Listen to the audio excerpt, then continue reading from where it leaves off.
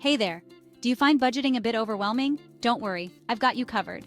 Today I'm going to explain the 70-20-10 rule, a super simple formula that makes managing your money a breeze.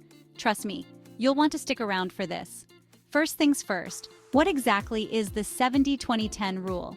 It's a budgeting guideline that divides your income into three main categories: 70% for living expenses, 20% for financial goals, and 10% for savings or debt repayment. Easy, right? Let's break it down.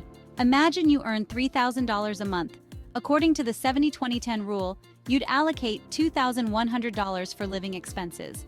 This covers things like rent, utilities, groceries, and yes, even that Netflix subscription. Basically, anything you need to live comfortably.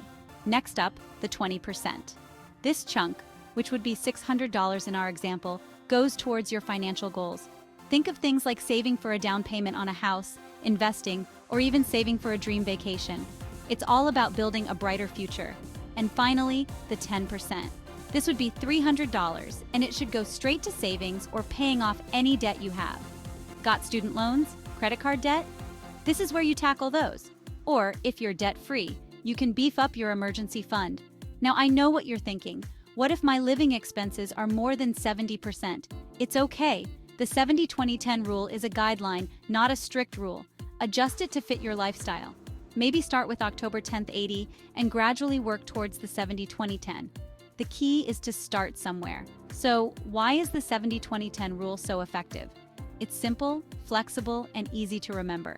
Plus, it helps you focus on your financial priorities without feeling overwhelmed. And let's be real, who doesn't love a good plan? All right, that's it for today.